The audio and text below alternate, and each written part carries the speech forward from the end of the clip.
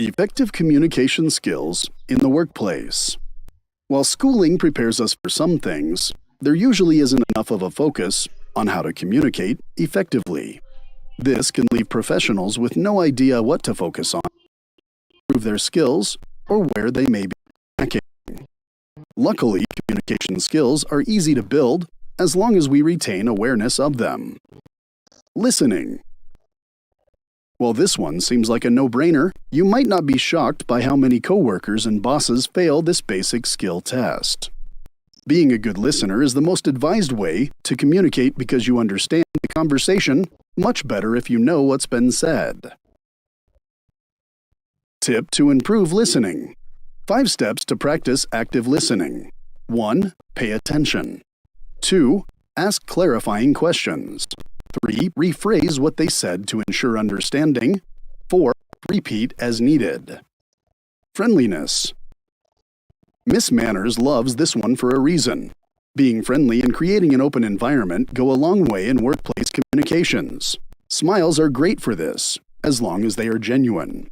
Being friendly lets people feel like they can and should talk to you. Tips to improve friendliness.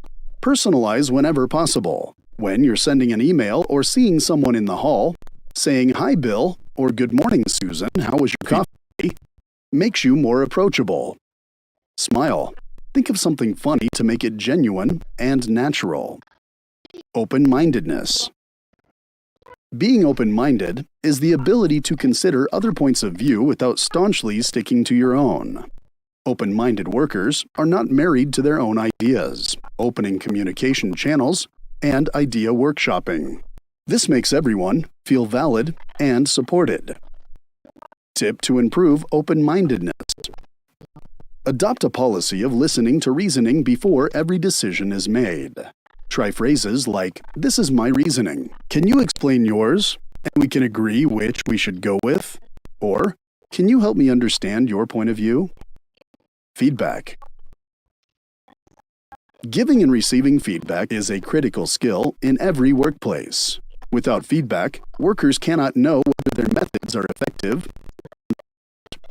Therefore, everyone should look for ways to improve their feedback skills when giving and receiving. Tip to improve feedback. Try not to focus on buts. We often hear people start feedback with a compliment that is immediately erased by a but. For example, "I like the layout of this presentation, but your content wasn't right." Instead, use the compliment sandwich. "The presentation was great visually, and I really liked the layout. Once we work on elevating the content, it'll be perfect." Since you already have such a great organization of the ideas, we should be able to punch the content up easily. Are you enjoying this video so far? Please give us feedback by liking or disliking this episode. Thank you. Nonverbal communication. Nonverbal communication accounts for 70 to 93% of communication, meaning that even when we're silent, people get up to 93% of a message, even if it's not the one we think we're saying. So, by learning how to leverage nonverbal communication properly, we can ensure we're sending the right message. Tips to improve nonverbal communication. Make and maintain eye contact to show you're paying attention, but don't stare.